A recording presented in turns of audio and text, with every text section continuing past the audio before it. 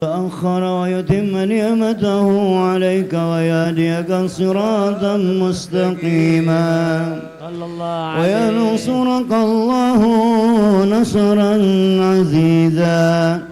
لقد جاءكم رسول من أنفسكم عزيز عليه ما عنتم حريص عليكم بالمؤمنين رؤوف رحيم صلى الله عليه. فإن تولوا فقل حسبي الله لا إله إلا هو عليه توكلت وهو رب العرش العظيم.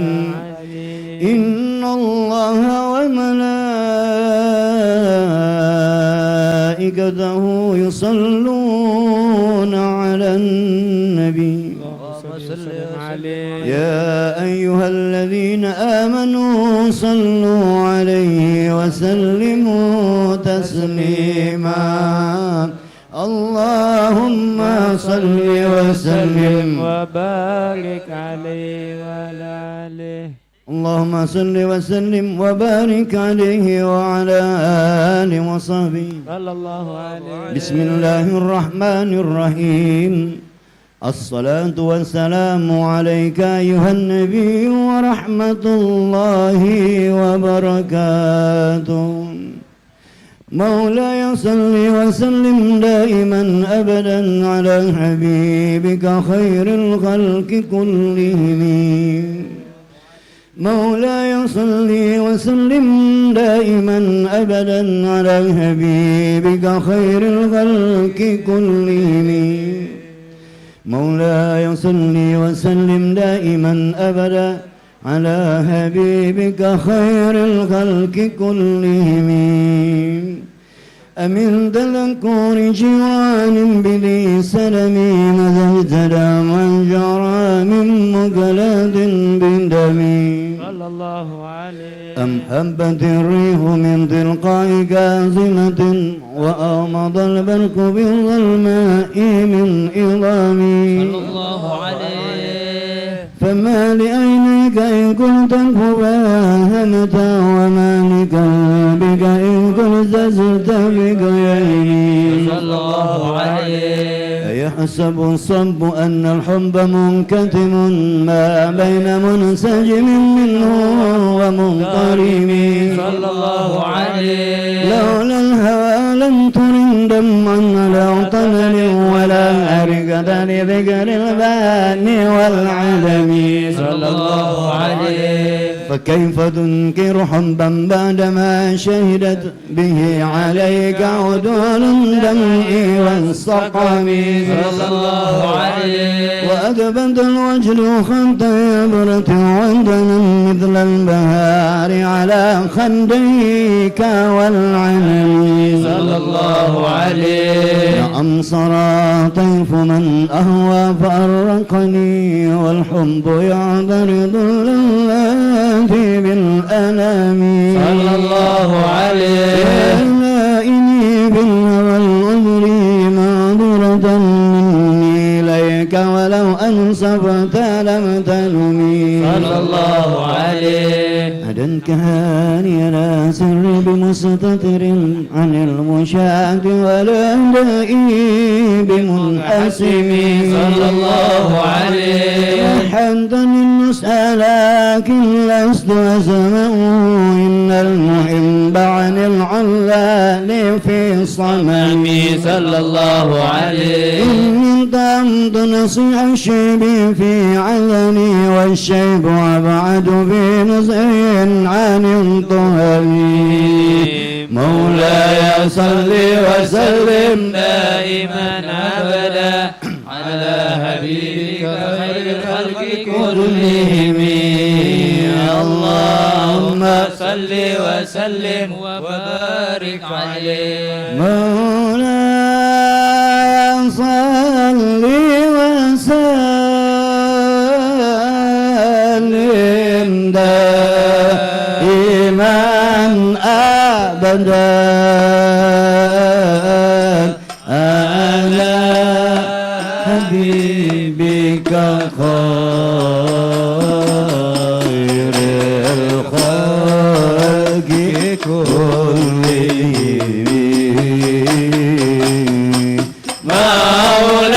مولاي صل وسلم دائما أبدا على حبيبك خير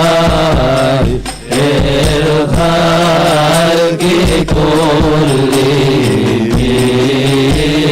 كلهم فإن مرضي بسوء ما تعظم من جالها من الرجال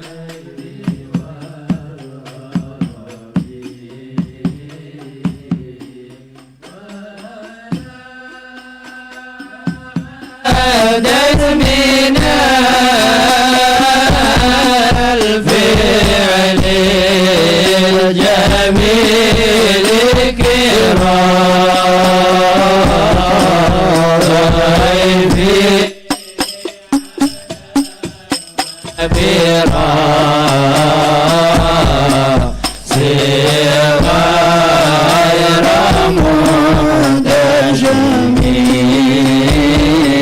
متجميل لو كنت أعلم أني ما أواكره كتمت سرا بدا لي منه بالكتم من لي برده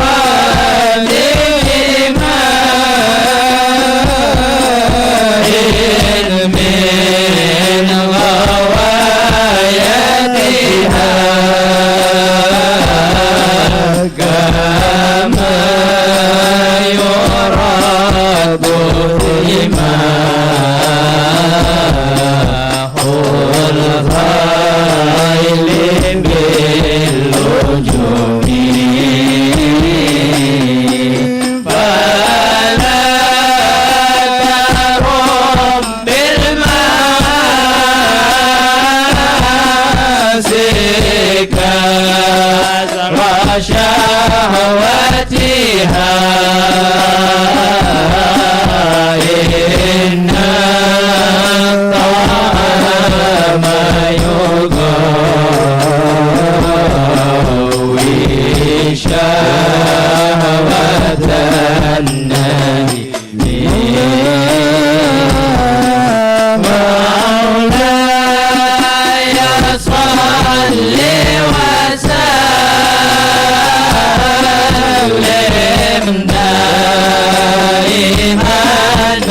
أبدا على حبيبك خير الخلق كلهم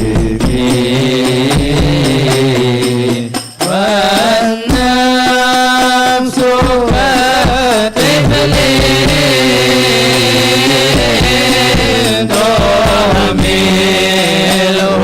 شابا له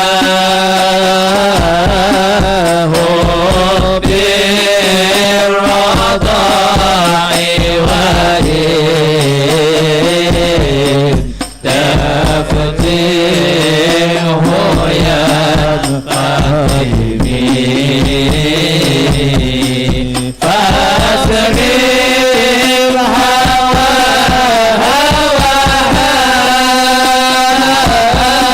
وهازر وانت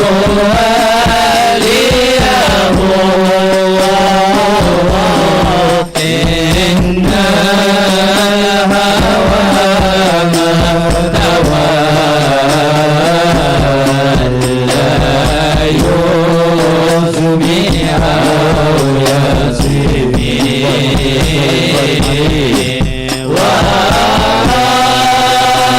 ورائها وهي في الأعمال سائمة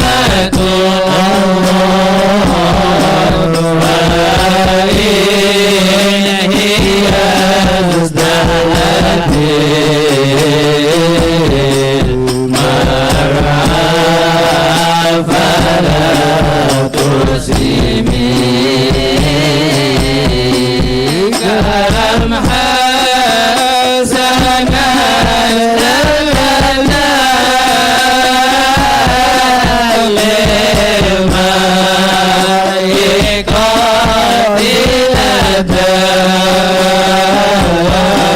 من حيث لم يدرها الناس ما في النسم وأرشد سعي سمين جوعين ومن جبالين وربما نصت شر من الدخان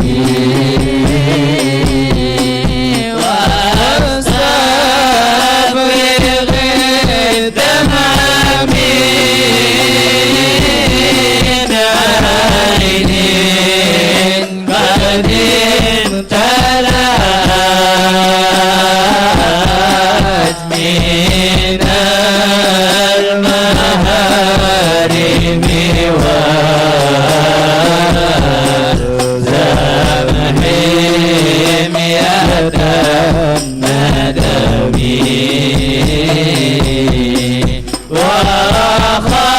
وخالف النفس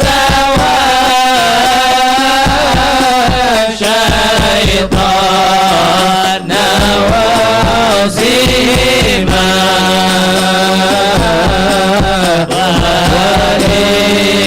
وإنهما مهضا كنورها فتهمي ولا تطر منهما وزمان ولا هكما وأنت تعرف كيد الخصم والحكم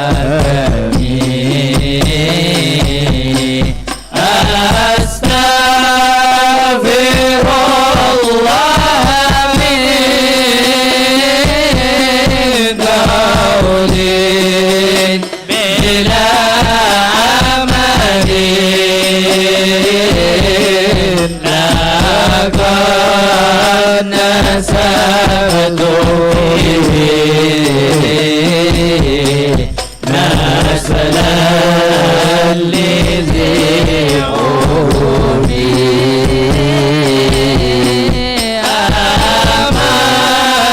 أماتك خير لكن ما دمرت به وما استقمت فما قولي لك استقيمي ولا تزاول قبل الموت نافلة ولا مصلي سوى فرض ولا معصوم مولاي صل وسلم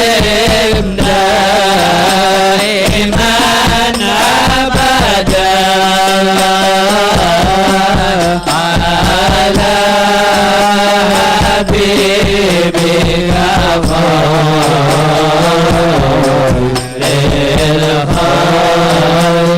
كلهم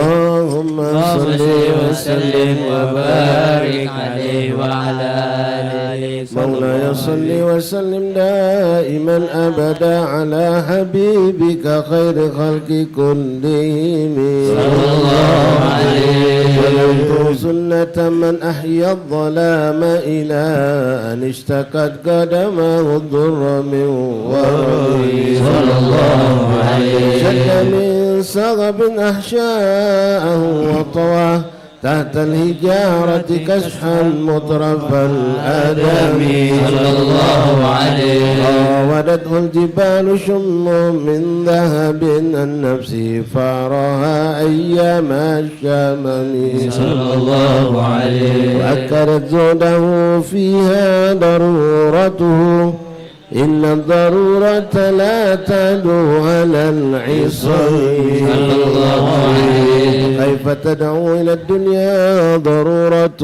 من لولاه لم تخرج الدنيا من العدم صلى الله عليه محمد سيد الكونين والثقلين والفريقين من عرب ومن عجم صلى الله عليه نبينا الآمر الله فلا أحد أبر في قول لا منه ولا نعم صلى الله عليه والحبيب الذي ترجى شفاعته لكل هول من الأهوال مغترم صلى الله عليه دعا إلى الله فالمستمسكون به مستمسكون بحبه غير منفصم صلى الله عليه فاق النبيين في خلق وفي خلق ولم يدانوه في علم ولا كرم صلى الله عليه من رسول الله ملتمس غرفا من البحر أو رشفا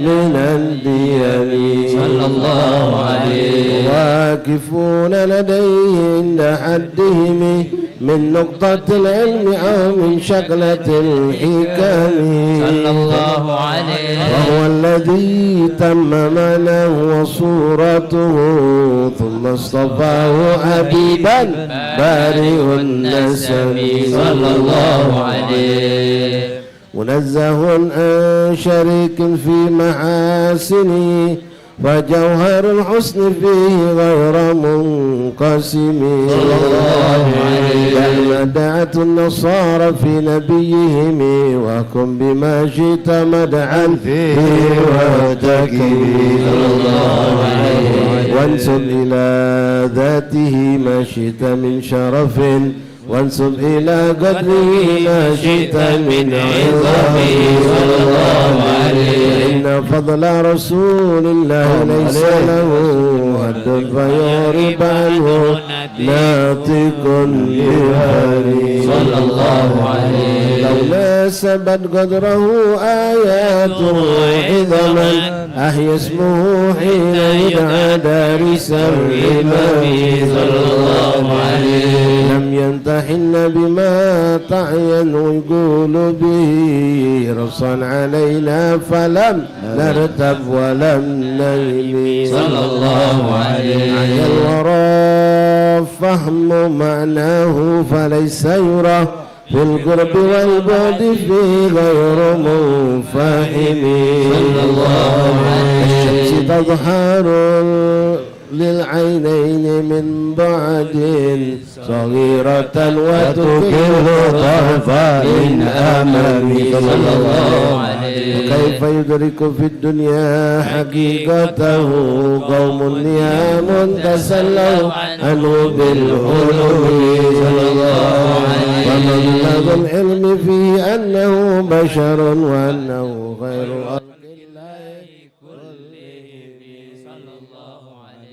وكل آي أتى الرسل الكرام بها فإنما اتصلت من نوره به صلى الله عليه فإنه شمس فضل هم كواكبها يظهرن أنوارها للناس بالظلم أكرم بخلق كانه خلق بالحسن مشتمل بالبشر متسم صلى الله عليه الزهر في طرف والبدر في شرف والبحر في كرم والدهر في همم صلى الله عليه كأنه وهو فرد من جلالته في عسكر حين تلقاه وفي أجله صلى الله عليه إنما اللؤلؤ المكنون في صدف من معدني منطق منه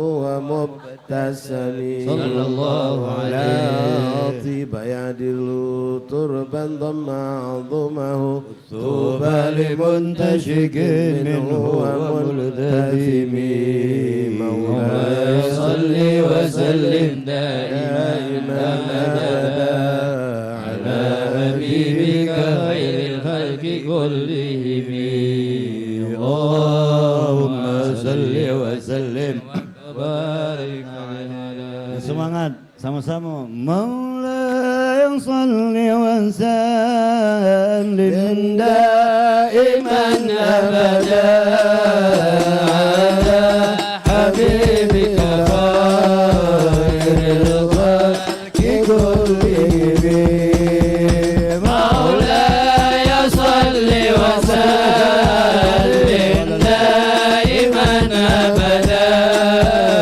على حبيبك خير الخلق كلهم أبان مولده أنذر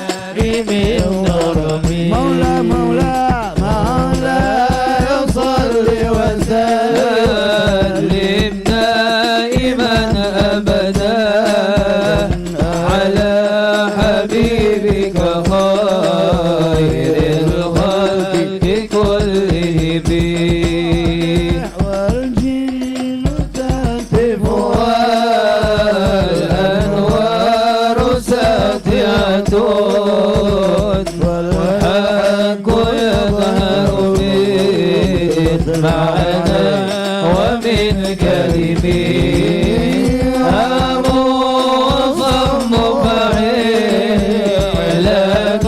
البشائر لم تسمى وباركة الإنذار لم تشبي من بعد ما أغوى الأقوام كاهنون بأن دينهم الموج لم يكن وبعد ما ينون في الأفق من شهب مقادة الكمال في الأرض من صدم حتى غدا الطريق واهم عزم من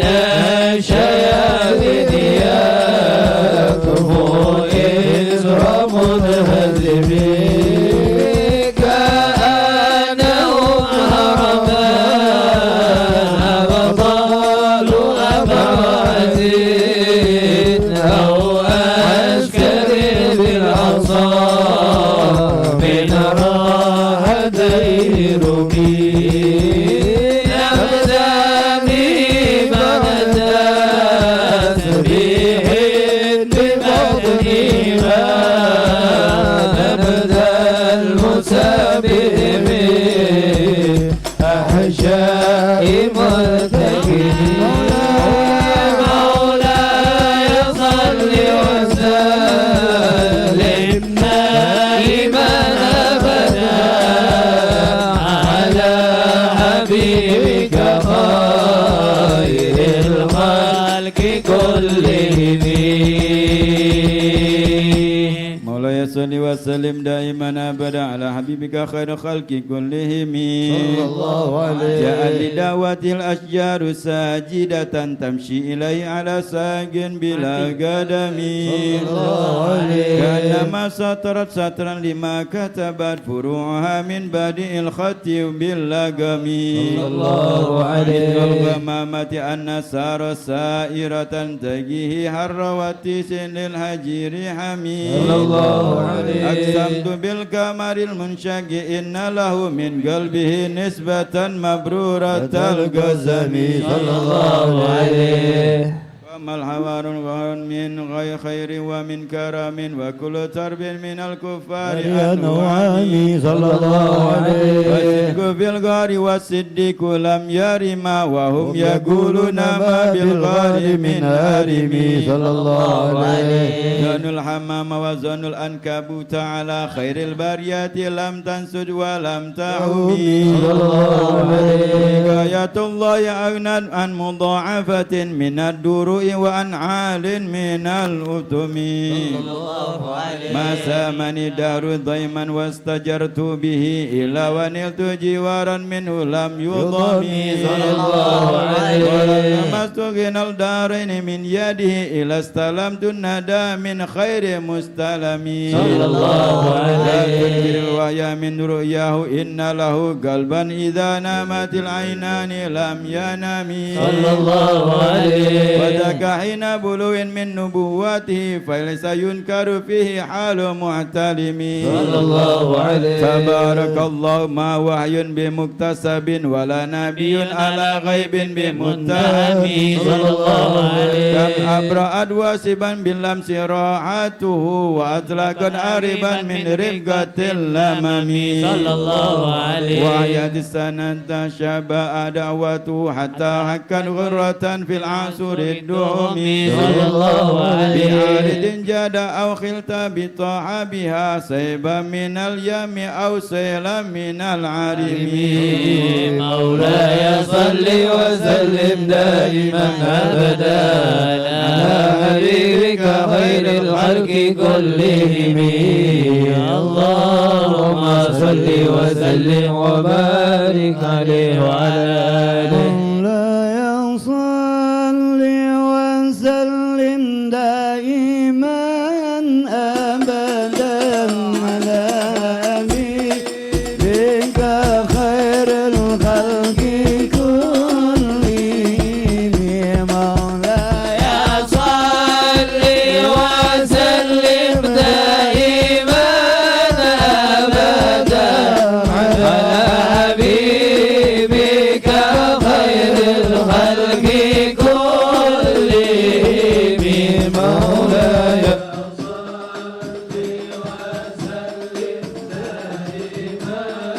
أبدا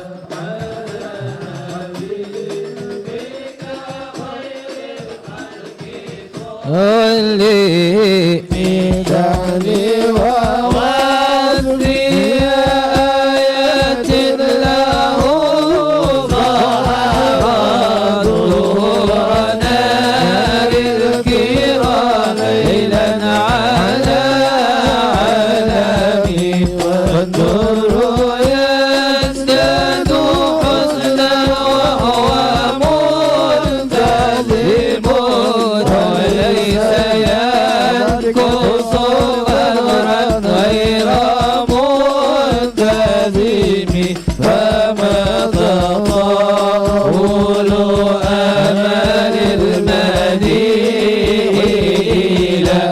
ما فيه من كرم الأخلاق والشيم آيات حكيم من الرحمن محدثة قديمة صفة الموصوف بالكتاب لم تقترب في زمان تخبرنا عن المعاني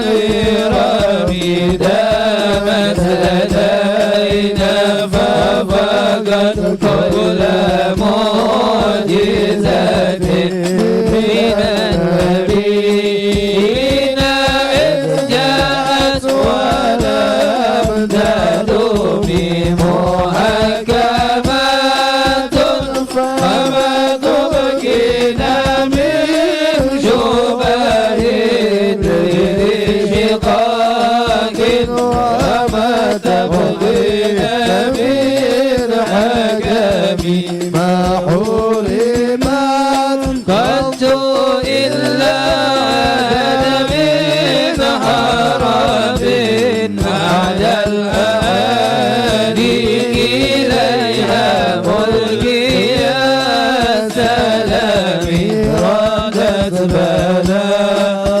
بلاغتها دعوى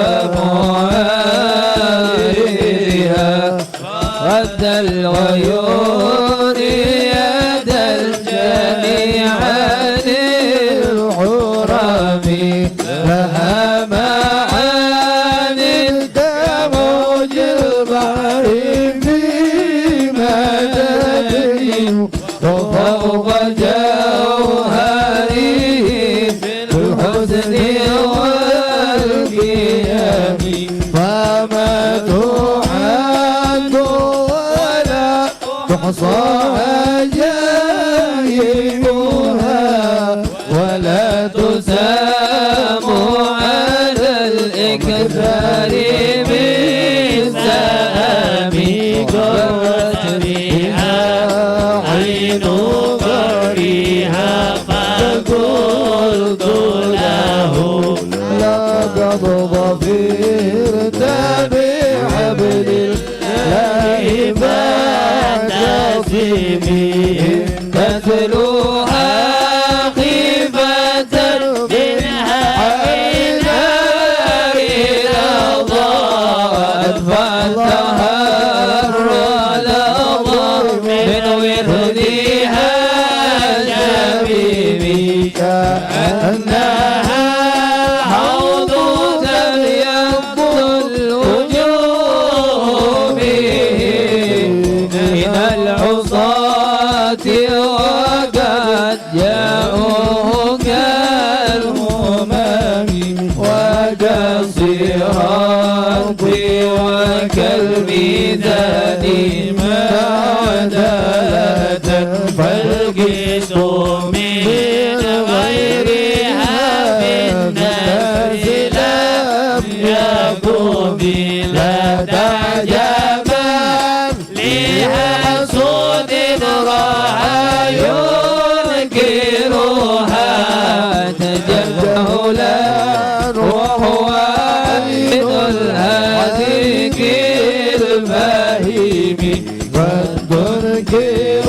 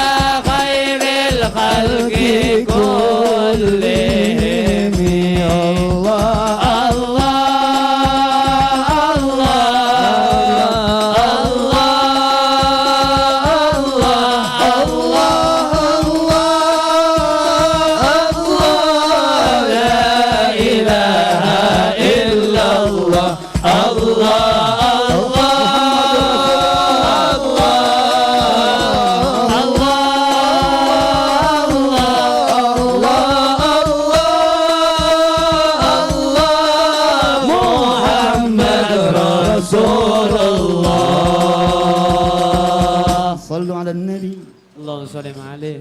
مولاي صل وسلم دائما أبدا على حبيبك خير الخلق كلهم يا خير من يمم العافون ساحته سعيا وفوق متون الأينق الرسل صلى الله عليه. ومن هو الآية الكبرى لمعتبرين ومن هو النعمة العظمى لمغتنمين صلى الله عليه. صريت من حرم ليلا إلى حرم كما سرى البدر في داج من الظلم صلى الله عليه. وبت ترقى إلى أن نلت منزلة من قاب قوسين لم تدرك ولم ترمي صلى الله عليه. وقدمتك جميع الأنبياء بها والرسل تقديم مخدوم على خدمه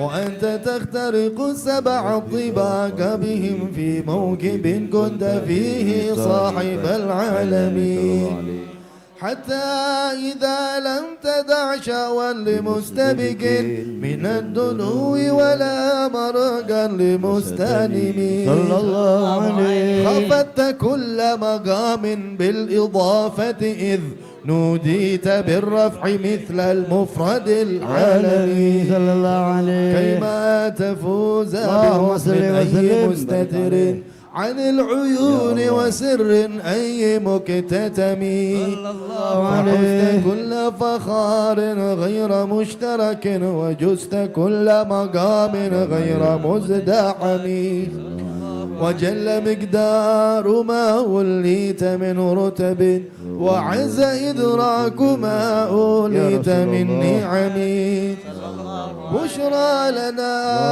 معشر الإسلام إن لنا من العناية ركنا غير منهدم صلى الله عليه. لما دعا الله داعينا لطاعته بأكرم الرسل كنا أكرم الأمم مولاي صل وسلم دائما أبدا على حبيبك خير الخلق كلهم اللهم صل وسلم وبارك عليه وعلى آله. مولاي صل وسلم دائما أبدا على حبيبك خير الخلق كلهم صلوا عليه. مولاي صل وسلم دائما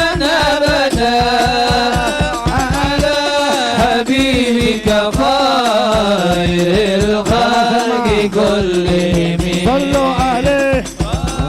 أن قلوب العداء أنباء بعزته كلمات الجبلات غفلا من الغنم ما زال يلقاهم في كل معترك حتى حكوا بالغناء لحما على وضمي وطول فرارا فكادوا يبيتون به أجلال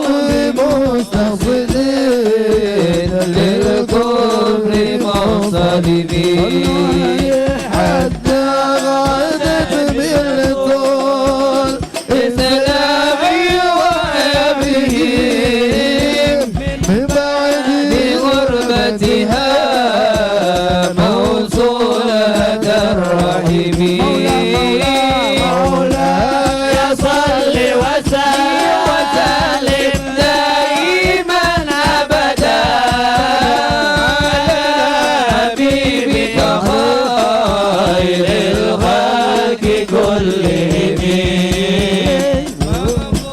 لتنا أبدا منهم بخير أبي وخير بعد فلم بيتا ولم تهني هم جبال فزال أنهم صادقهم ما زرع منهم في كل مصدم وسال هنينا وسال بدرا وسال هدى وصول هدف لهم أدهى من الوخم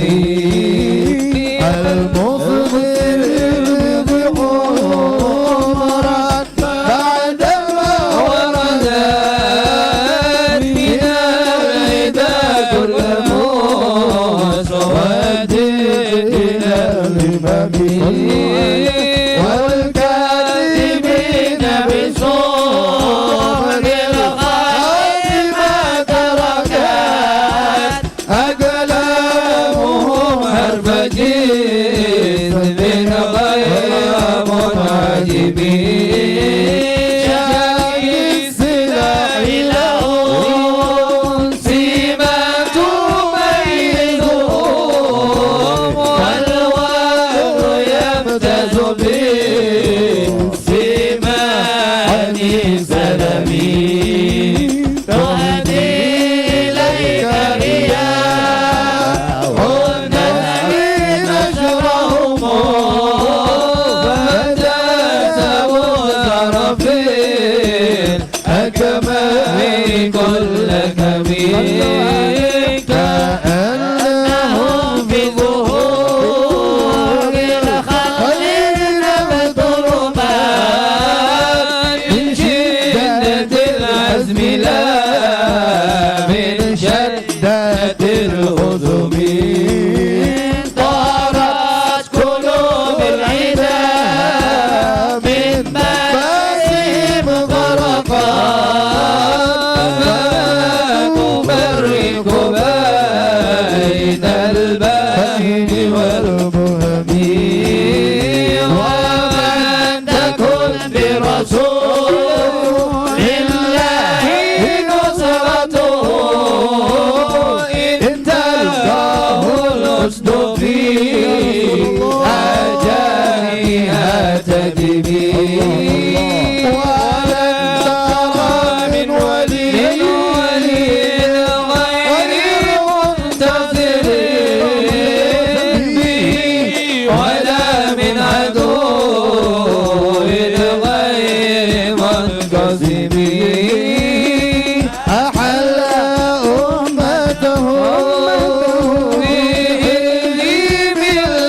بملته كالليث حل مع الأشبال في عجمي كم جدلت كلمات الله من جلده فيه وكم وصم البرهان من غسله كفاك بالعلم في أمي معجزة في الجاهلية والتعجب في اليتم مولاي صل وسلم دائما أبدا على حبيبك حبيبك خير الخلق كلهم. صلوا على النبي محمد. مولاي صل وسلم دائما أبدا على حبيبك خير الخلق كلهم. خدمته بمديه أستقيل به ذنوب عمر مضى في الشعر والخدم. إذ قلداني ما تهشى عواكبه كأنني بهما هدي من النعم. أطأت غي الصبا في الحالتين وما حصلت إلا على الآثام والندم. فيا خسارة نفس في تجارتها لم تشتر الدين بالدنيا ولم تسمي. ومن يبع عاجلا منه بعاجله يبن له الغبن في بيع وفي سلم. إن آتي ذنبا فما أهدي بمنتقض من النبي ولا حبلي بمنصرم.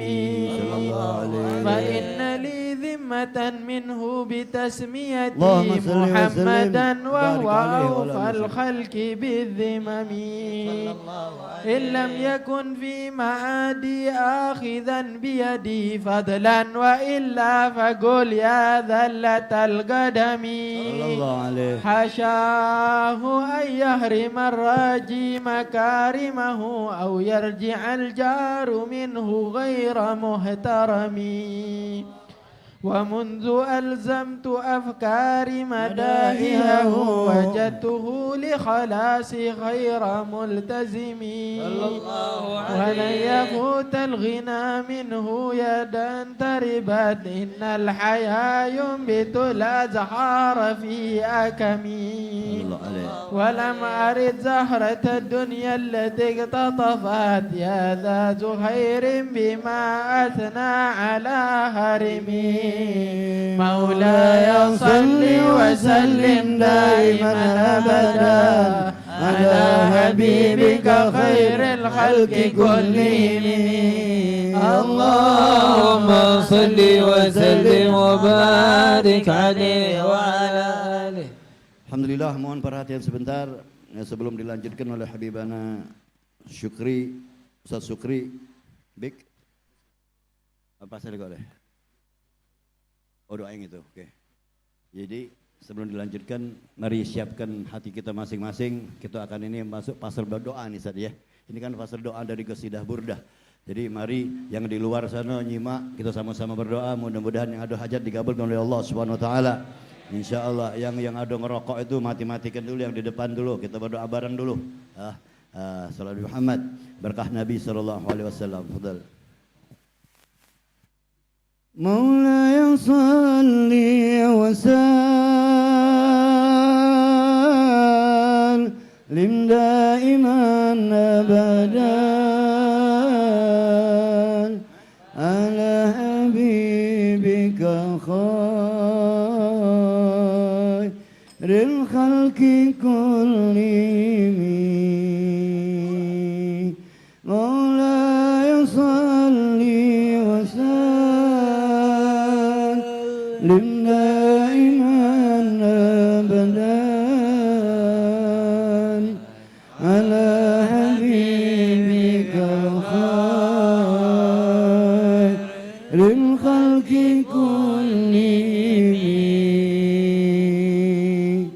يا غرام الخلق ما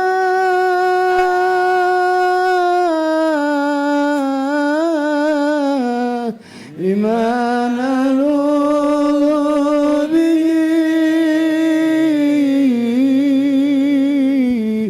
سواك عند ولو للهادي في الأمين والعظيم رسول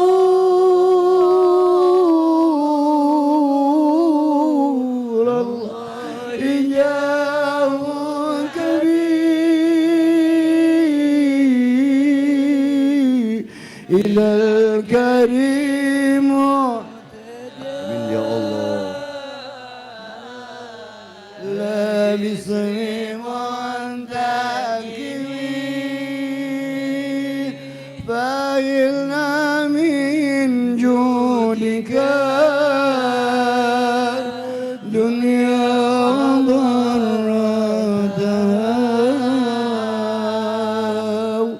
ومن علومك علم اللوح والقلم يا نمس لا تقلدي من ذلة النغمات إن الكبائر في ومرانك اللمين آمين يا الله لعل رحمة ربي إن ينسمها تأتي على السبيل إسياني في القسم آمين يا الله يا ربي واجعل رجائي غير منعكسين لديك واجعل إسام غير منخن آمين يا الله وانتم بعبدك في آمين يا الله يا الله صبرا متى تدعوه يا الله الأليم ولصوبي صلاة من كلامتي على النبي بمنعل ومنسجم ورنا أنا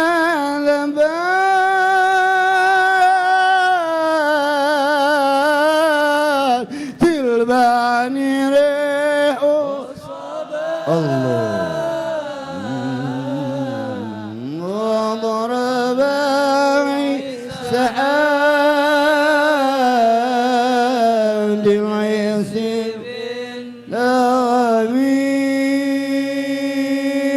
ثم الرضا رضي الله عنهم بكر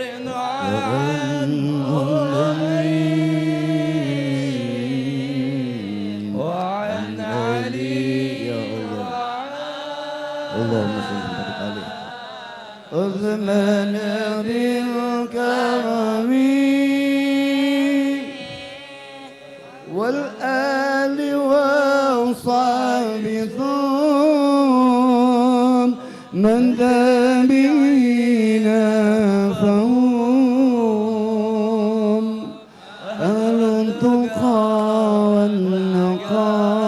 والنقاء والعلم والكرم يا رب بالمصطفى آمين يا الله بلغ مقاصدنا واغفر لنا ما مضى واسع الكرم يا ربي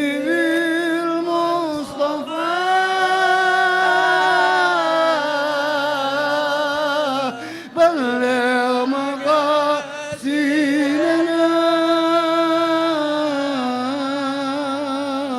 واغفر واغفر لنا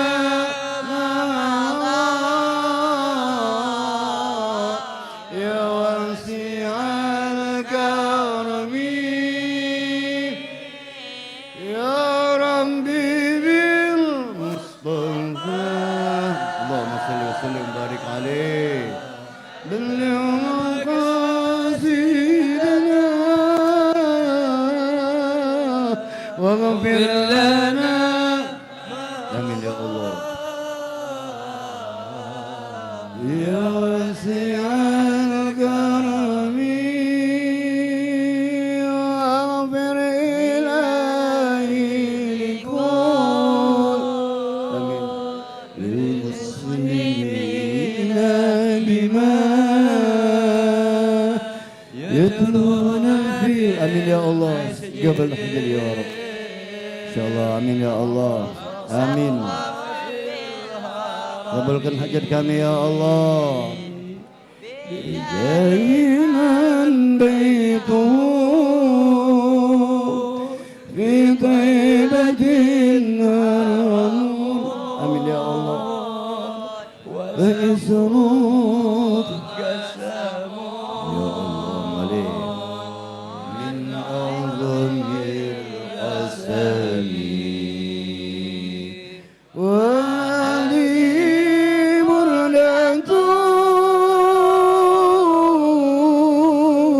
مخدارقا خاتما والحمد لله في بدء وفي ختم أمياتها كان أتان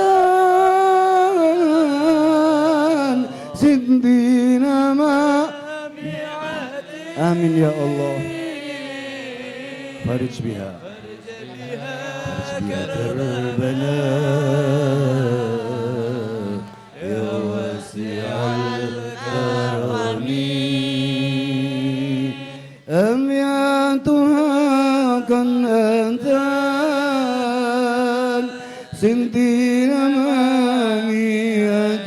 ماميتين فرج بها كربنا يا واسع الكرم أمياتها كالأتان سنتين ماميتين فرج بها كربنا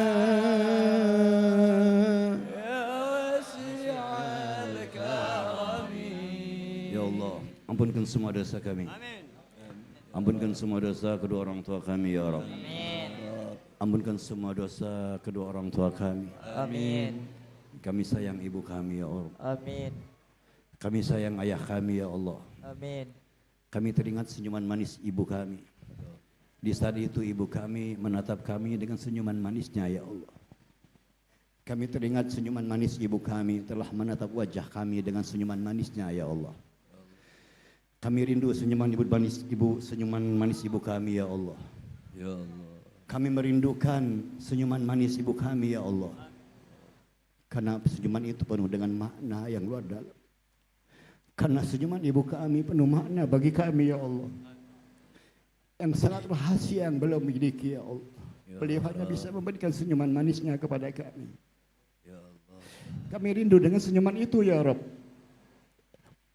Bahkan kami rindu dengan pelukan kasih sayang ibu kami yang pernah memeluk kami.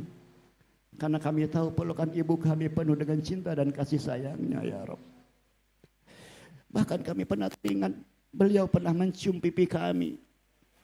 Kami rindu ciuman manis ibu kami yang telah mendarat di pipi kami tersebut ya Allah. Seiring waktu berjalan kami telah dewasa ya Rabb. Kami pernah membentak ibu kami. Kami pernah membentak orang yang pernah mencium pipi kami ya Rabb. Kami pernah membentak orang yang telah memandikan kami di pagi hari ya Rabb. Kami pernah membentak orang yang telah menggorengkan masakan untuk kami ya Rabb. Begitu durhakanya kami kepada kedua orang tua kami. Bahkan kami merengek-rengek minta diberikan sepatu baru di saat sepatu kami sobek ya Rob. Ibu kami lantas melaporkan kepada ayah kami ya Rob. Lantas ayah kami bergegas menggantikan dengan caranya masing-masing. Bahkan kami tidak tahu dari mana ayah kami membelikan sepatu baru untuk kami. Bisa jadi ayah kami berhutang. Bisa jadi ayah kami meminjam kepada tetangganya ya Rob. Hanya untuk memuaskan nafsu kami ya Rob. Ayah kami tahan dikucilkan oleh tetangganya karena hutang yang kemarin belum dibayarnya ya Rob. Kami bangga memakai sepatu tersebut, tapi kami tidak tahu bagaimana pahit dan getir kedua orang tua kami tersebut ya Rob. Malam hari ini ya Rob, kabarkan kepada kedua orang tua kami ya Rob, bahwa hajat keinginannya telah kabulkan ya Rob. Kabarkan kepada kedua orang tua kami ya Rob, bahwa keinginannya telah kau kabulkan ya Rob. Kabarkan kepada kedua orang tua kami ya Rob, bahwa keinginannya terhadap anak-anaknya telah kau kabulkan ya Rob. Karena terbayarlah jerih payah kedua orang tua kami tersebut ya Rob. Malam hari ini berkah Nabi Mustafa, berkah kekasihmu ya Rob. Sebagaimana para nabimu pernah bertawasul dengan nabimu, kami sebagai umatnya nabimu, kami bertawasul dengan nabimu agar engkau senantiasa melindungi kami dan keluarga kami, melindungi keluarga besar kami, menyembuhkan semua penyakit kami, memudahkan semua urusan kami, menjaga kami, dan kau jadikan keluarga kami keluarga yang sakinah, mawaddah, warahmah. Kau jadikan bangsa ini bangsa yang aman damai ya Rabb. Kau selamatkan ya Rabb. Kau selamatkan, kau beri pemimpin-pemimpin kami yang baik ya Rabb, yang peduli kepada rakyatnya ya Rabb, yang peduli kepada masyarakat ya Rabb. Kami mohon jaga kami semua ya Rabb. Berkah Nabi Mustafa Rasulullah sallallahu alaihi wasallam. Sallu ala Nabi Muhammad. Maulaya salli wa sallim daiman abada ala habibika khairil khalqi kullihim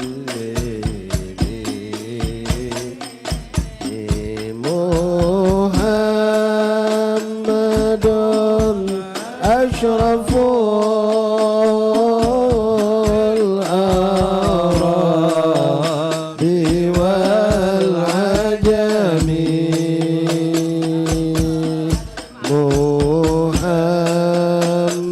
Muhammadun khairu man yamshi ala qadamin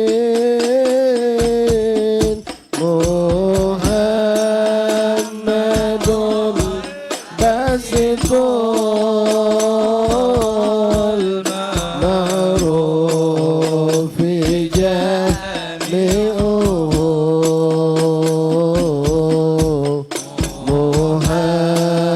Muhammadun sahibul ihsani wal karami Muhammadun tajurus millahi qatibatan Muhammadun sahibul aqwali wal kalimi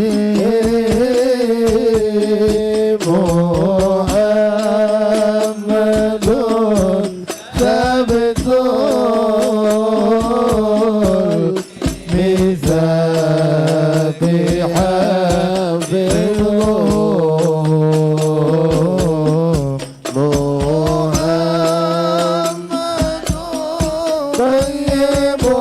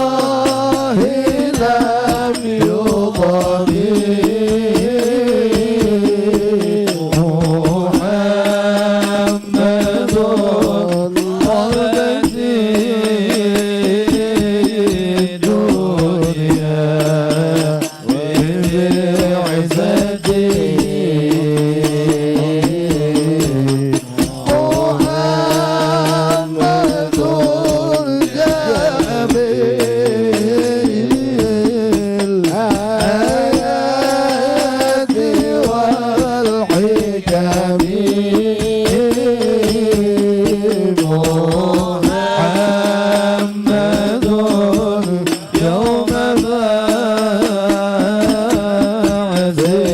الناس شافعنا محمد نور الهادي من الظلم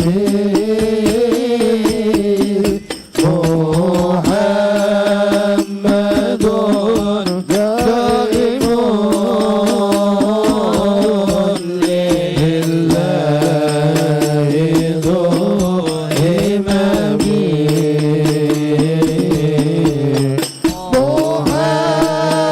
محمد ختم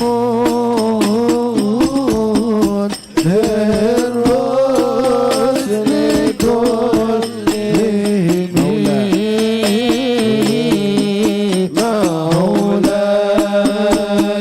صل وسلم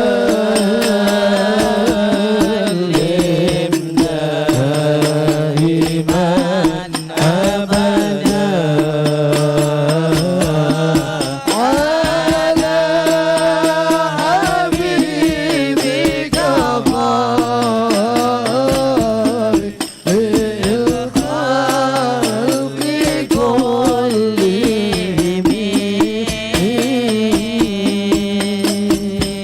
اللهم صل وسلم وبارك عليه وعلى آله.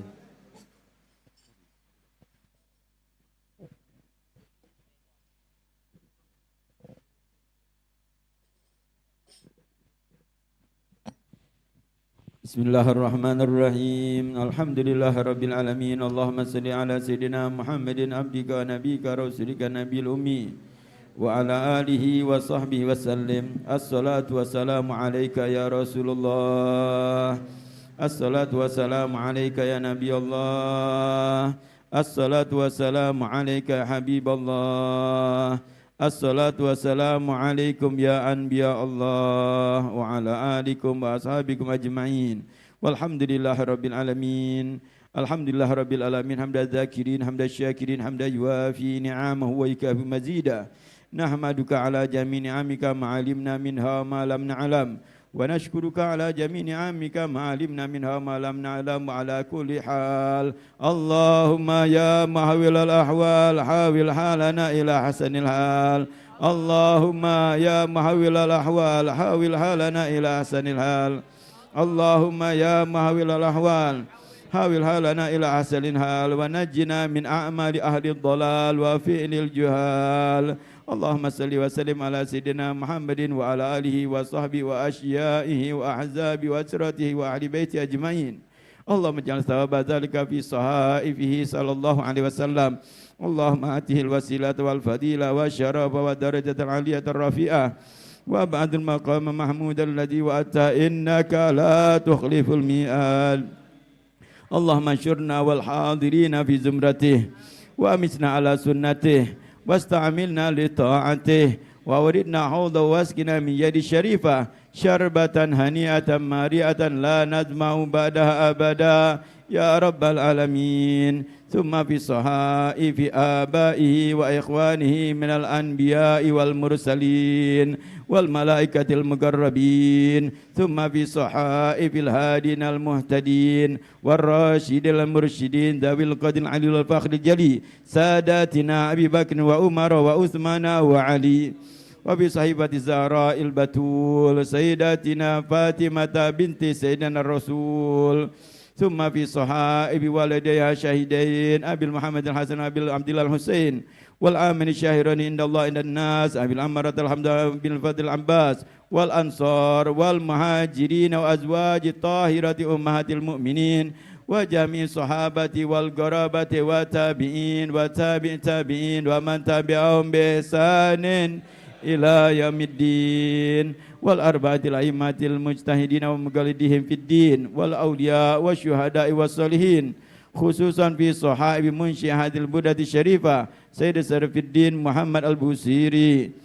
ثم في صحائف أولياء الله تعالى جميعا من أكتاب وأنجاب وأوتاد وأبدال ورجال غيب من مشارق الأرض إلى مغاربها أينما كانوا وأينما حلت أرواحهم يا رب العالمين خصوصا في صحائف الحبيب علي بن أبو بكر الكام وجميع أولاده منهم الحبيب أحمد بن علي بن أبو بكر الكام اللهم انفعنا ببركاتهم وانفعنا من نفحاتهم وإد علينا وعلى المسلمين بركاته وبركات علومهم وأنفاسهم الطاهرة في الدين والدنيا والآخرة ثم في صحائفنا وصحائف الحاضرين والسامعين ووالدينا ووالديهم وأمواتنا وأمواتهم وأموات المسلمين أجمعين اللهم اجعل جمعنا هذا جمع المرحومة وتفرقنا من بعده تفرقا معصوما اللهم اجعل جمعنا هذا جمع المرحومة وتفرقنا من بعده تفرقا معصوما اللهم اجعل جمعنا هذا جمع المرحومة وتفرقنا من بعده تفرقا معصوما ولا تجعلهما فينا ولا معنا ولا حوالينا محروما ولا معصوما وعن بابك مطرودا وباللهم بفضلك إحسانا لمحسنين ومحسنين العالمين وعاملين مخرمين وهبنا جميعا بمنك وكرمك برحمتك يا أرحم الراحمين اللهم اجعل آخر كلامنا من الدنيا عند انتهاء آجالنا شهادة أن لا إله إلا الله وأن محمد رسول الله أشهد أن لا إله إلا الله وأشهد أن محمد رسول الله أشهد أن لا إله إلا الله وأشهد أن محمد رسول الله أشهد أن لا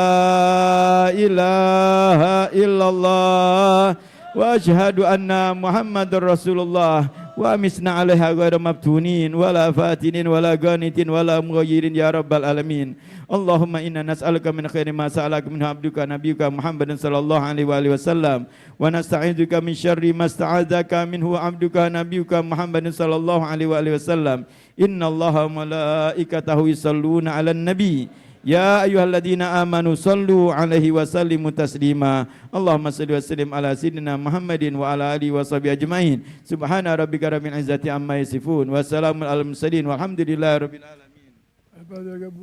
بحق وبجاه سيد الرسول صلى الله عليه وسلم الفاتحة.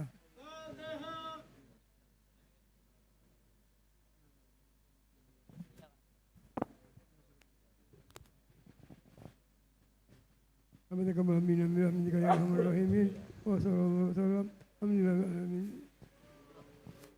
Dengan segala hormat kepada rekan-rekan yang tadi mendapatkan kitab yang dibagikan untuk dikumpulkan kembali. Kitab Burda yang tadi dibagikan untuk dikumpulkan kembali. Syukran pada panitia yang membagikan untuk mengumpulkan tasmiyah. Masyaallah habaib, masyaallah ikhwan, masyaallah hadirin makumullah, alhamdulillah mengambil keberkahan daripada malam penuh berkah Lailatul Jum'ah dan malam pembacaan Burda.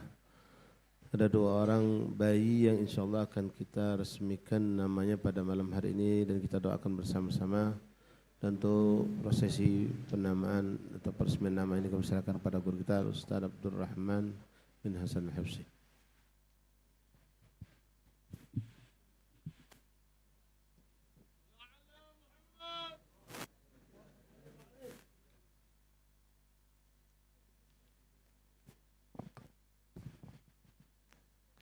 Assalamualaikum warahmatullahi wabarakatuh. Bismillahirrahmanirrahim. Alhamdulillahirabbil alamin. Allahumma shalli wa sallim ala sayidina Muhammadin wa ala alihi wa sahbihi ajmain. Amma ba'd. Bagad qala Rasulullah sallallahu alaihi wasallam innakum tun'auna yaumal qiyamah bi asma'ikum wa asma'i abaikum fa ahsinu asma'akum. Masyaallah hadirin yang dimuliakan Allah Subhanahu wa taala, Nabi sallallahu alaihi wasallam bersabda, sesungguhnya kalian akan dipanggil dengan nama kalian dan nama orang tua kalian di hari kiamat, maka perbagusilah nama kalian. Di hadapan kita ada kedua anak yang telah disepakati oleh kedua orang tuanya dan keluarga besarnya bernama yang sangat bagus, nama Nabi SAW. Pertama, nama Muhammad Azam Zafir Al-Ghifari bin Mahmud Azhari. Dan yang kedua adalah Ahmad Khairul Rijal bin Muhammad Khaidir. Kita doakan kedua anak ini Allah Subhanahu wa ta'ala panjangkan umur dalam taat kepada Allah Subhanahu wa ta'ala, menjadi permata hati Nabi sallallahu alaihi wasallam, bermanfaat untuk agama, nusa dan bangsa, dan Allah Subhanahu wa taala berikan ilmu yang bermanfaat, diluaskan rezeki yang halal dan barokah, dan Allah Subhanahu wa taala jadikan anak yang soleh dan kelak dibanggakan Nabi sallallahu alaihi wasallam di hari kiamat. Al-Fatihah. Bismillahirrahmanirrahim. Mubarakain. Muhammad Azam Zafir Al-Ghifari bin Muhammad Azhari wal Ahmad Khairul Rijal bin Muhammad Khaidir, anallahu ta'ala umuruhuma fi ta'atil wa ta'atir rasulih wa ja'alhuma minal ulama'il amil mukhlisin wa yazuknurhuma lil ilman nafi' wa rizqil wasi' wa ala nawa assalamu salin da tasmiyati abnaihim wa ala hadini abiqulna salihah. Fatihah. Bismillahirrahmanirrahim. Alhamdulillahi rabbil alamin arrahmanir rahim. Ya kana bidana jannah siratal mustaqim siratal ladzina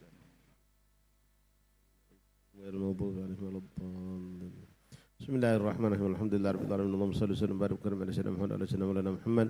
Allahumma rabbana hab lana min azwajina wa dhurriyyatina qurrata a'yun waj'alna muttaqina imama. Allahumma ij'alna minkum as-salah min dhurriyyatina rabbana wa taqabbal du'a. Allahumma a'inna ala husni tarbiyatihi auladana wa banatina wa dhurriyyatina warzuqna birrahum wa la tudurhum bi rahmatika ya arhamar rahimin. Sallallahu alaihi wasallam Muhammad wa alihi wasallam. Alhamdulillahirabbil alamin. Bismillahirrahmanirrahim. Assalamualaikum warahmatullahi wabarakatuh. Alhamdulillahi rabbil alamin. Allahumma salli wa sallim ala sayyidina Muhammadin nurika sari wa madadikal jari wa jama'na bihi fi kulli atwari wa ala alihi wa sahbihi ya nur. Rabbi shrah li sadri wa yassir li amri wahlul 'uqdatam min lisani yafqahu qawli wahdi qalbi wa saddid lisani bihaqqi wa bijahi Sayyidina Muhammadin sallallahu alaihi wa alihi wa sahbihi amma ba'd. Ma'asyiral aba wal habaib wal asatid wal hadirun rahimani wa rahimakumullah. Alhamdulillah thumma alhamdulillah, bersyukur kita kehadiran Allah Subhanahu wa taala di malam hari yang berbahagia ini, di malam yang penuh kemuliaan ini, di Lailatul Jumat atau di malam Jumat. Kita dimuliakan oleh Allah Subhanahu wa taala untuk hadir di dalam peringatan Maulid Nabi besar Muhammad sallallahu alaihi wa alihi wa sahbihi wasallam, yang pada malam hari ini malam yang ke-26 daripada rangkaian Majlis Maulid Arba'in. Alhamdulillah kita berada di tempat yang baik, di Majlis Darul Mustafa atau di Markas BG Bendulur Galo, yang insya-Allah mudah-mudahan dengan hadirnya kita pada malam hari ini Allah Subhanahu wa taala senantiasa mengampuni dosa dan kesalahan kita, mengabulkan segala hajat-hajat kita, dan kita semua dimatikan dalam keadaan husnul khatimah. Amin ya rabbal alamin. Salawat dan salam pada junjungan kita Nabi besar Muhammad sallallahu alaihi wa alihi wa sahbihi wasallam beserta keluarga dan sahabat-sahabat beliau. Sambil kita duduk, sambil kita mendengar, sambil pula lisan kita bersalawat kepada Nabi besar Muhammad sallallahu alaihi wa alihi wa sahbihi wasallam. Allahumma salli wa sallim wa barik alaihi wa ala alihi wa sahbihi. Ma'asyiral hadirin rahimani wa rahimakumullah. Sebagaimana biasanya sebelum kita mendengarkan kata sambutan dan juga mau'izatul hasanah, kami akan menyampaikan pengumuman peringatan Maulid untuk malam-malam berikutnya. Untuk malam besok, malam Sabtu, malam ke-27 daripada rangkaian Maulid Arba'in, peringatan Maulid akan diadakan di Masjid Darul Ridwan bertempat di Komperta Pelaju. Kemudian untuk malam berikutnya, malam Ahad, malam ke-28, peringatan Maulid akan diadakan dan sekaligus haul daripada Kiai Haji Abdullah Zawawi Idham bertempat di Masjid Sultan Agung 1 Ilir. Adapun untuk malam berikutnya, malam yang ke-29 atau malam Senin, peringatan Maulid akan diadakan di Majelis Diyaul Lami sekaligus haul daripada pengasuh Majelis Diyaul Lami, yakni Sayyid Al-Habib Al-Marhum Habib Mahdi bin Muhammad bin Syahab yang kedua, bertempat di Jalan Dr. M. Isa atau di depan Masjid Darul Muttaqin. Untuk besok siang peringatan Maulid, untuk besok sore peringatan Maulid Nabi besar Muhammad sallallahu alaihi wasallam akan diadakan di bertempat di Datuk Agil di Jalan Veteran. Waktu jam 4 sampai dengan selesai. Demikianlah pengumuman untuk peringatan Maulid malam dan sore hari. Ma'asyiral hadirin, yarhamni yarhamkumullah. Mari sama-sama kita dengarkan yang pertama kata sambutan dari pengasuh BG, ini Sayyidil Habib Utsman bin Ahmad Al-Kab, dan kemudian dilanjutkan dengan Mau'izatul Hasanah yang akan disampaikan oleh Fadilul Ustaz Sayyid Nabil bin Ali Al-Habsyi. Fa'alaihi falyatafaddal mashkura. Sallallahu ala Muhammad. Bismillahirrahmanirrahim. Assalamualaikum warahmatullahi wabarakatuh. Alhamdulillah, alhamdulillahirabbil alamin. Allahumma salli wa sallim ala sayyidina Muhammadin nuri kasari wa madadikal jari wa jama'ni bi fi kulli atwari wa ala alihi wa sahbihi anur. Dak ada panjang lagi noh cerita, dak panjang lagi nak sambutan, insyaallah sama-sama kita insyaallah dimuliakan oleh Allah Subhanahu wa taala. Tanpa bisa menyebutkan satu persatu, terlebih lagi di sini ada para sesepuh kita. Ketua-ketua terlebih Habib Ali Al-Bin Hamid, ya. Macam-macam, ada Ustaz Syukri, ada Ustaz Aman. Habib. Habib. Semua para habaib anak zuriat Nabi sallallahu alaihi wasallam selamat datang, dan para tamu kita dari Forkopimda, semuanya yang hadir di sini yang tanpa kita bisa sebutkan satu persatu. Yang tentunya kita mendapatkan kemuliaan dari Allah Subhanahu wa taala secara bersama-sama. Alhamdulillah. Dan tentunya juga permintaan maaf atas semua kekurangan penyambutan daripada panitia. Kita galau-galau panitia, kami termasuk menyebutkan daripada BG, mungkin antum daripada Arba'in Isrin ini pernah jenguk aktivitas BG Bedulur Galo.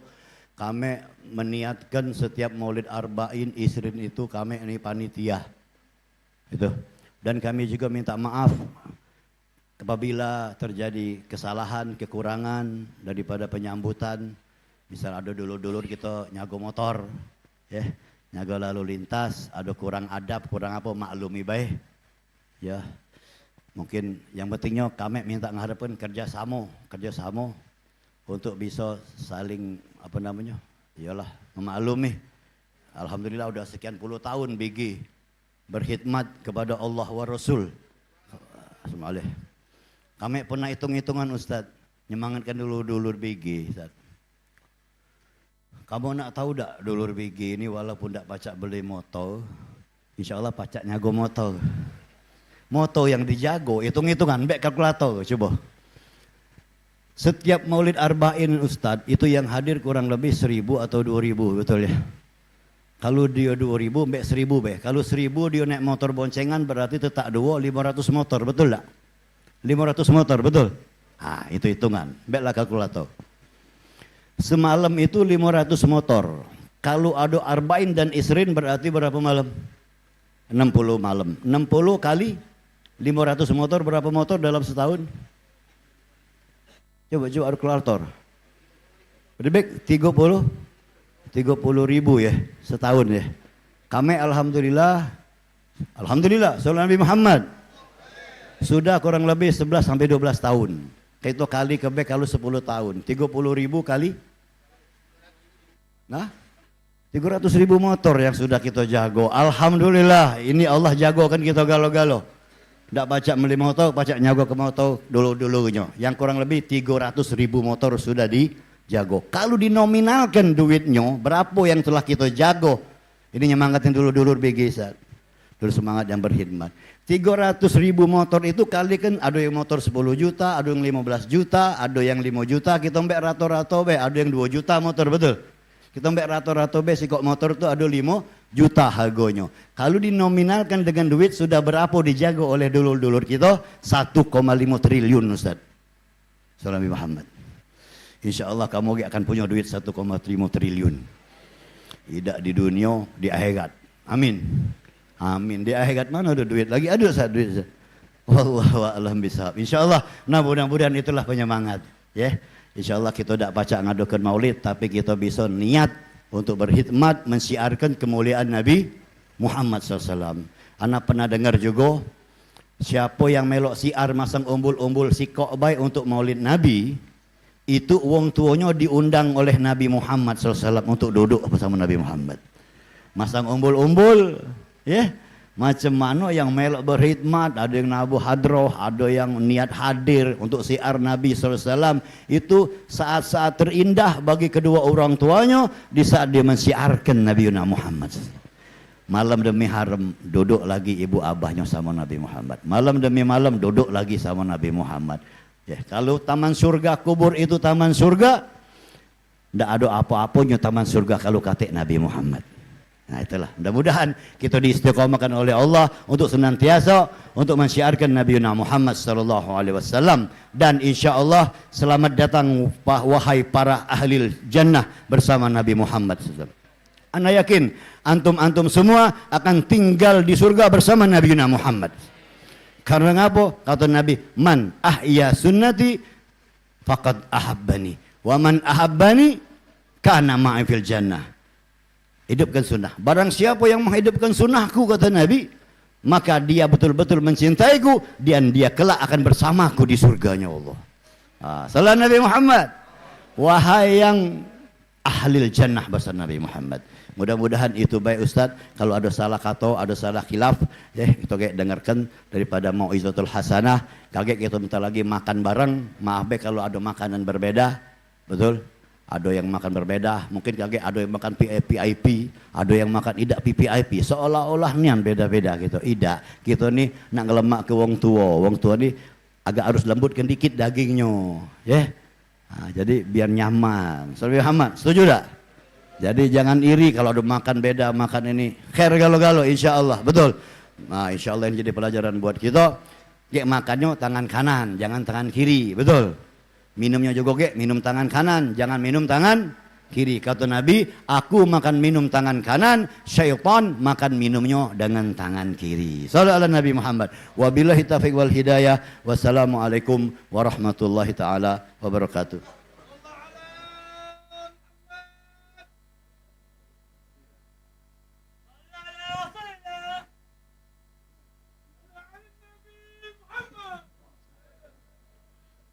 Bismillahirrahmanirrahim. Assalamualaikum warahmatullahi wabarakatuh. Alhamdulillahi rabbil alamin wa bihi nasta'in ala umuri dunya waddin wassalatu wassalamu ala asyrafil anbiya'i wal mursalin sayyidina Muhammad bin Abdullah sadiq wa'adil amin wa ala alihi wa sahbihi ajma'in. Subhanaka la ilma lana illa ma 'allamtana innaka antal alimul hakim wa tub 'alaina ya rab innaka antat tawwabur rahim bi rahmatika ya arhamar rahimin. Ayyuhal habaib wal asatid, awalan wadilatul habib Ali bin Abdullah bin Hamid wal ustaz Muhammad Syukri bin Ali bin Syihab wal ustaz Abdurrahman bin Hasan al-Habsyi wal habib Husain bin Syihab wal habib Muhammad bin Syihab wal Habib Husain bin Syihab wa jami' al-hasatiz wal habaib yang tidak sebut dan tidak disebutkan satu persatu namanya insyaallah tanpa mengurangi rasa hormat kepada antum sekalian. Pak insyaallah Allah Subhanahu wa taala muliakan mereka, Allah Subhanahu wa taala senantiasa sehatkan badan mereka, Allah Subhanahu wa taala mudahkan dakwah mereka, Allah Subhanahu wa taala permudah, Allah kabulkan hajat-hajat mereka, amin ya rabbal alamin. Ma'asyiral hadirin rahimani wa rahimakumullah, alhamdulillah kita sekarang berada di malam ke-26 daripada peringatan Maulid Nabi Muhammad SAW di dalam majlis Maulid Arba'in. Dalam arti kata sudah lebih separuh peringatan Maulid Arba'in telah kita lewati. Bahkan mungkin ada yang sebagian dari kita hadir dari malam pertama sampai malam ini belum pernah putus. Ada yang mungkin baru 2 hari dah ada dan lain sebagainya. Pak insyaallah Allah Subhanahu wa taala berikan kemuliaan. Sebagaimana tempat-tempat seperti ini, majlis-majlis seperti ini menenangkan hati kita. Mengingat Nabi Muhammad sallallahu alaihi wasallam, mengenang Nabi Muhammad sallallahu alaihi wasallam. Sebagaimana disebutkan oleh Imam Busiri dalam qasidahnya tadi, Muhammadun dzikruhu rauhun li anfusina. menenangkan jiwa kita. Itu menyebut Nabi Muhammad sallallahu alaihi wasallam. Bahkan Al Habib Ali bin Muhammad bin Husain Al Habsyi dalam kitab beliau mengatakan tashwiqan lis-sami'in wa tarwihan lil muta'alliqin bihadzal nuril mubin. Ketenangan, menimbulkan kerinduan bila mana kita duduk di tempat yang mana di situ mengingat Nabi Muhammad sallallahu alaihi wasallam. Dan tempat-tempat seperti ini juga, berapa banyak mungkin di antara kita yang mungkin ketika duduk di tempat lain jarang matanya menitaskan air mata. Tapi ketika Allah pilih untuk duduk di majelis seperti ini, Allah muliakan mata mereka menangis karena ingat akan dosa-dosa mereka. Menangis karena ada rasa rindu kepada Nabi Muhammad sallallahu alaihi wa ala alihi wasallam. Dan juga di majelis seperti ini, di majelis mengingat Nabi Muhammad seperti ini, berapa banyak mungkin di antara kita yang ketika duduk di tempat lain jarang ingat dosa.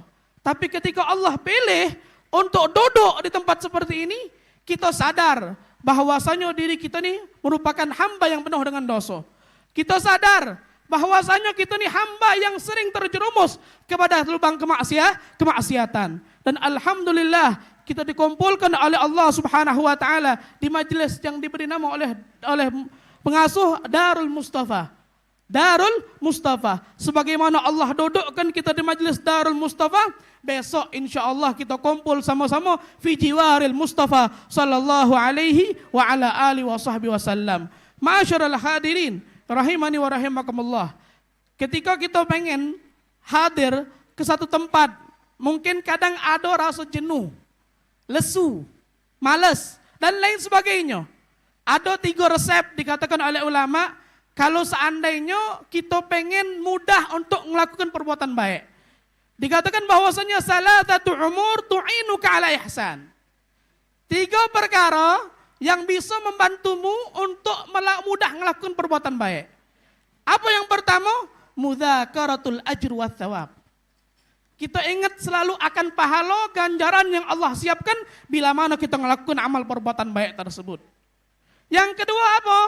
Yang kedua adalah tasma' qissatal muhsinin. Mendengarkan kisah orang-orang baik. Ketika kita dengar kisah orang baik, bagaimana Allah muliakan dengan kenikmatan dan kenikmatan, dengan mendengar kisah orang baik tersebut, maka Allah akan membantu kita untuk mudah melakukan amal baik. Yang ketiga, musahabatu ahlu ihsan. Berteman dengan orang yang baik. Karena teman inilah, siapa yang duduk sama kita sekarang, dialah yang bakal mencetak kita ke depannya. Ketika kita duduk dengan orang yang baik, maka mau tidak mau, kita pun akan mudah untuk berbuat baik. Dan sebaliknya, ketika kita duduk dengan teman yang kurang baik, yang tidak baik, maka jangan salahkan siapa, salahkan diri kita dewek ketika kita duduk sama orang yang tidak baik. Karena mereka bisa jadi mencetak kita untuk mudah melakukan perbuatan yang tidak baik. Masyaallah ikhwan, hadirin rahimani wa rahimakumullah. Berbicara tentang keindahan Nabi Muhammad sallallahu alaihi wasallam. Jamaliyatul Habib sallallahu alaihi wasallam. Keindahan Nabi Muhammad sallallahu alaihi wasallam itu merupakan keindahan yang luar biasa. Diriwayatkan oleh seorang sahabat yang bernama Jabir bin Samurah. Jabir bin Samurah ini ketika beliau di malam hari yang indah, pada malam itu bulan purnama lagi terang benderang. Nabi SAW memakai pakaian yang berwarna merah. Jadi Nabi pun pernah memakai pakaian yang berwarna merah. Tapi ahabul libas indal Habib SAW, pakaian yang paling disenangi Nabi Muhammad adalah qamis. Dan yang berwarna putih. Dan pada malam itu kata Jabir bin Samurah, faja'altu anzuru ilaihi wa ilal qamar.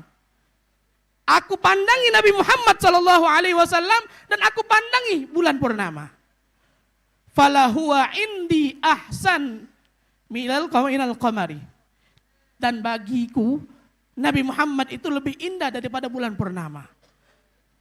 Bulan purnama kalah keindahannya dengan wajah Nabi Muhammad sallallahu alaihi wa ala alihi wasallam.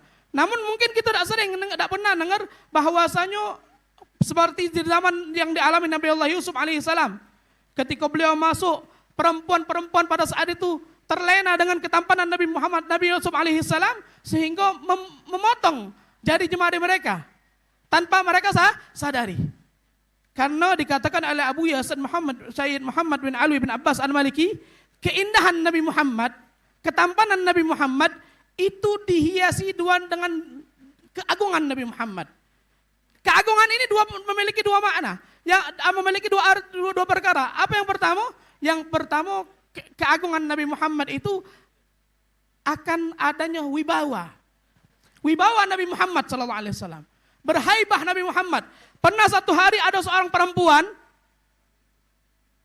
Perempuan ini ketika dia duduk masuk, nemui Nabi Muhammad. Nabi Muhammad lagi duduk berzikir, beribadah. Nabi Muhammad tidak nyengok dia. Ketika nyengok, Nabi Muhammad langsung gemetar perempuan ini. Sampai ada seorang sahabat yang mengatakan, ya Rasulullah, kau sudah muat takut perempuan ini. Kata Rasulullah, ya miskina alaikis sakinah. Wahai miskinah, alaikis sakinah. Wahai miskinah, bagimu ketenangan. Dan apa yang dikatakan oleh perempuan tersebut, demi Allah setelah Nabi Muhammad SAW mengatakan demikian, Allah hilangkan semua rasa takut yang ada pada diriku. Keindahan Nabi Muhammad SAW dihiasi dengan wibawa Nabi Muhammad. Dan bukan hanya itu, Nabi Muhammad juga dihiasi ketampanan beliau dengan cahaya. Bahkan kita sering mendengar ketika dalam hadis riwayat Sayyidah Aisyah, ketika beliau sedang menjahit, jarumnya nyampak. Ketika Nabi masuk, terang menerang kamar tersebut dengan cahaya yang terpancar dari wajah Nabi Muhammad sallallahu alaihi wasallam. Bahkan Allah firmankan, "Qad ja'akum minallahi nurun wa kitabum mubin." Qad ja'akum minallahi Allah datangkan an-nur di sini. Dalam ulama tafsir mengatakan an-nur di sini adalah Nabi Muhammad sallallahu alaihi wa ala alihi wasallam. Keindahan Nabi Muhammad sallallahu alaihi wasallam. Bahkan diceritakan seorang sahabat yang bernama Hasan bin Sabit. Qabla Islami, sebelum beliau masuk Islam. Hasan bin Sabit ini sebelum beliau masuk Islam, beliau datang ke kota Mekah. Orang-orang kafir Quraisy tahu Hasan bin Sabit merupakan syair, penyair yang handal, terkenal. Hingga akhirnya mereka dekati Hasan bin Sabit. Apa kata beliau? Beliau katakan kepada Hasan bin Sabit, la nu'tika minal amwal ma syi'ta. Kami akan berikan kau harta yang kau mau. Berapa yang kau galak, kami akan tunjuk. Apa kata beliau? Idza qulta qawlan balighan fi dhammi Muhammad. Kalau kau buat syair yang mencaci maki Nabi Muhammad, kalau kau buat syair yang mengolok-olok Nabi Muhammad, kami akan jaga harta. Apa yang dikatakan oleh Hasan bin Sabit? Apakah dia langsung timo? Ini pelajaran untuk kita. Apa kata Hasan bin Sabit? Aku tak mungkin menghina seseorang yang belum aku jengok dan belum aku kenali. Ini nasihat untuk kita. Ketika kita belum pernah nyengok, tahu siapa wongnya, belum pernah nyengok wongnya, belum tahu akhlaknya, jangan langsung ngato. Idza ladaika ainain falimadza taran nas bi'udhunaik. Kalau kau punya mata, kenapa kau nilai manusia dengan telingamu? Inilah kadang-kadang mudah tersebar pada saat ini. Mudah menilai orang cuma dengan mendengar. Ini nasihat untuk diri kita. Hasan bin Sabit langsung ngomong, akhirnya tinjuk.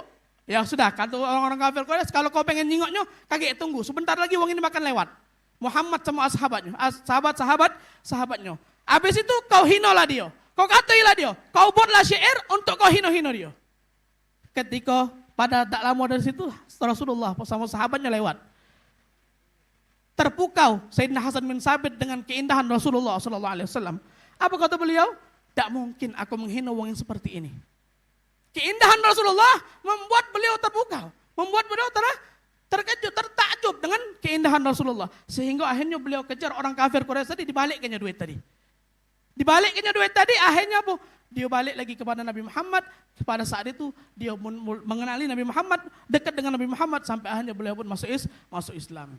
Hasan bin Sabit, penyair Rasulullah yang sering kita dengar syairnya, wa ajmalu min kalam taraqat aini wa la ahsanu min kalam talidin nisa'u khuliqta mubarra'an min kulli aibin ka'annaka khuliqta kama tasha'u. Penyair yang handal memuji Nabi Muhammad SAW dengan berkat keindahan Nabi Muhammad SAW. Dengan berkat budi pekerti Nabi Muhammad SAW. Bahkan akan tetapi, ma'asyiral ikhwan hadirin rahimani wa rahimakumullah, Allah memuji Nabi Muhammad bukan dengan fisik beliau. Wa innaka la'ala khuluqin azim.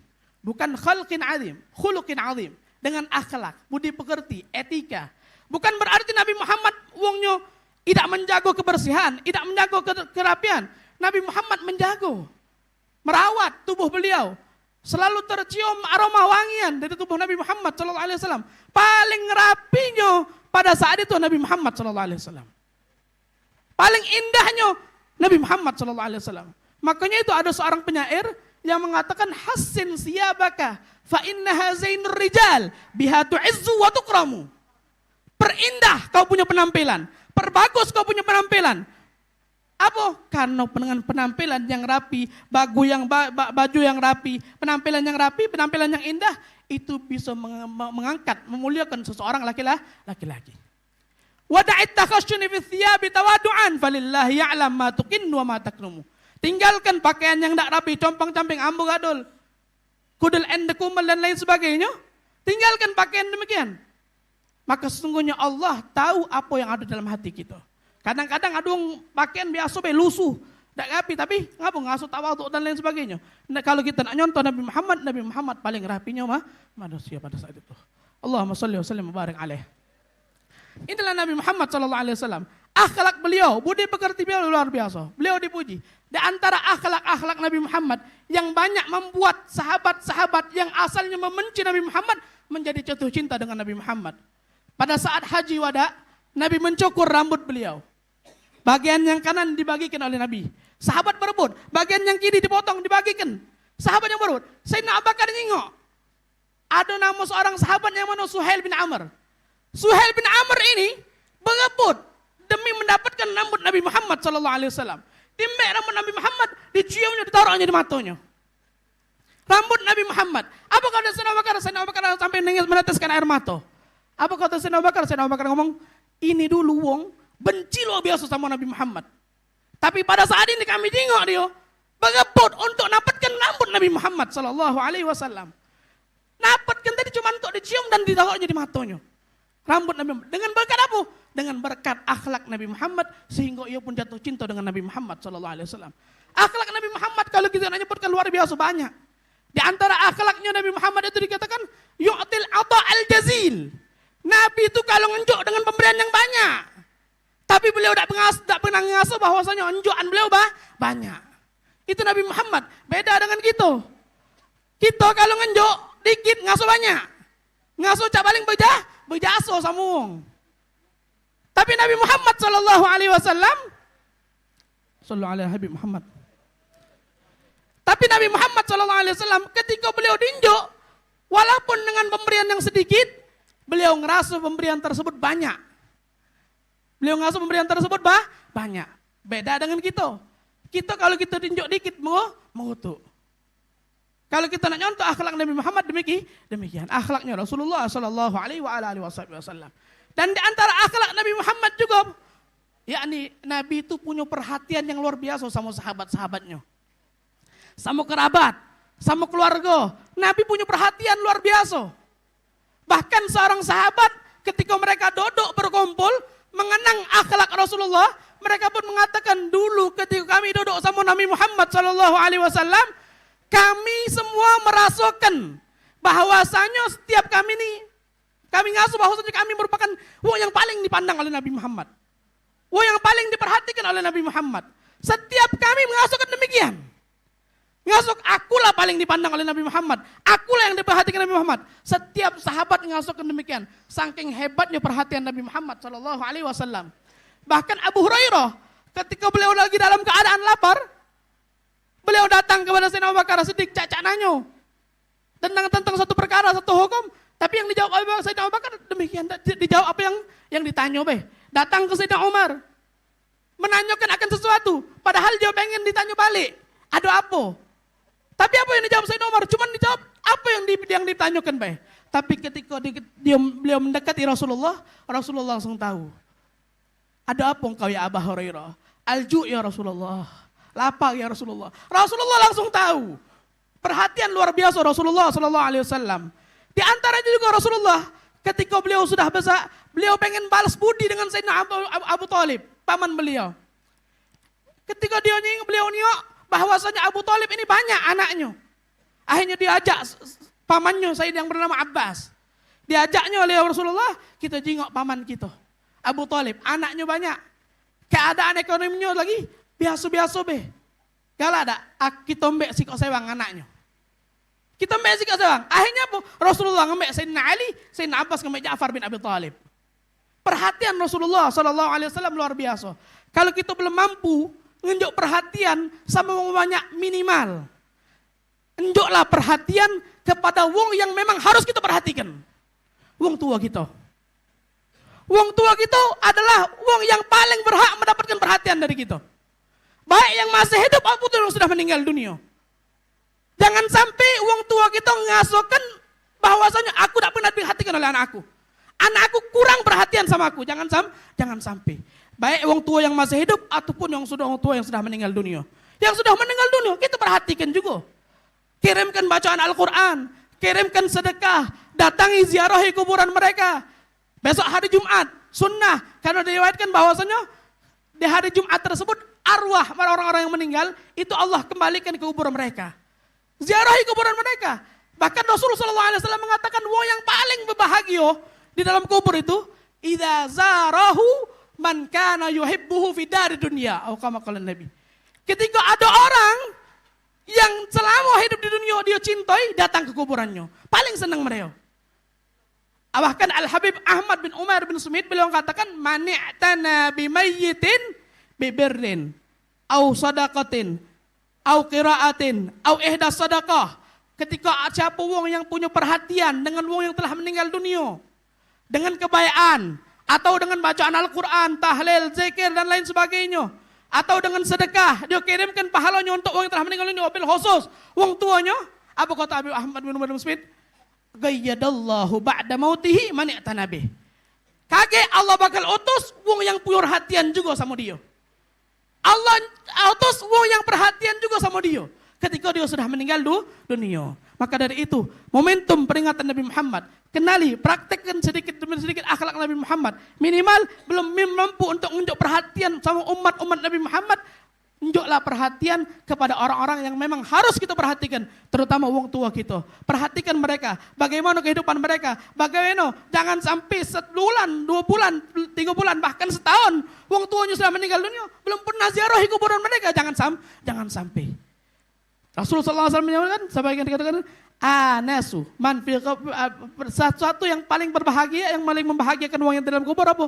Idza zarahu Bigabrihi idza zarahu bigabrihi man kana yuhibbuhu fi dari dunia. Kalau seandainya ada wong yang menziarahinya ketika selama di dunia yang dia cintai. Insyaallah Allah Subhanahu wa taala muliakan kita semua dengan bisa menerapkan akhlak Nabi Muhammad SAW sedikit demi sedikit. Insyaallah Allah Subhanahu wa taala mudahkan kita dan tidaklah kita dibubarkan oleh Allah Subhanahu wa taala, melainkan Allah Subhanahu wa taala ampuni dosa-dosa kita, Allah Subhanahu wa taala ampuni dosa kedua orang tua kita, dan insyaallah kita kumpul di sini Allah catat dan Allah sampaikan pahala ini untuk wong tua kita yang telah meninggal dunia. Amin ya rabbal alamin. Hadza ma naqulu lakum wa la'afu minkum. Wassalamu alaikum warahmatullahi taala wabarakatuh.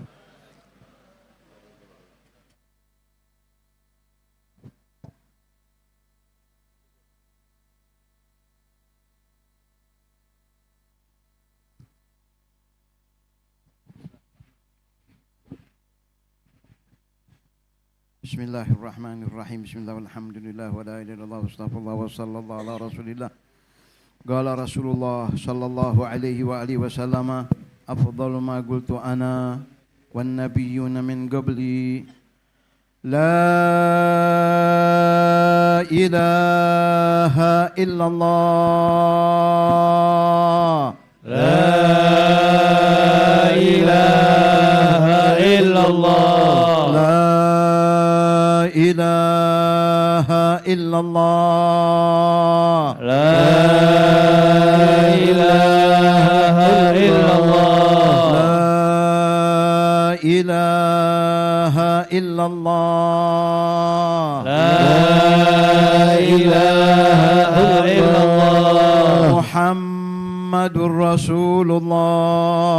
Muhammadur Rasulullah. Sallallahu عليه وآله وسلم وشرف وكرم آمين، ومجد آمين، وعظم آمين. ورضي الله تعالى عن أهل بيته الطيبين الطاهرين وأصحابه الأكرمين وأزواجه الطاهرات أمهات المؤمنين آمين. وعلينا معهم وفيهم برحمتك يا يا أرحم رب. الراحمين آمين. اللهم اجعل جمعنا هذا جمعا جمعا مرحوما آمين. وتباركنا آمين من يا بعده الله. تباركا معصوما آمين. ولا تجعلنا ومن معنا وحوالينا شقيا مطرودا ومعروما اللهم اجعلنا ممن يستمعون القول فيتبعون أحسنه وصلى الله على سيدنا محمد وعلى آله وصحبه وسلم الحمد لله رب العالمين. Mengulangi untuk peringatan Maulid malam besok di Masjid Ar-Ridwan di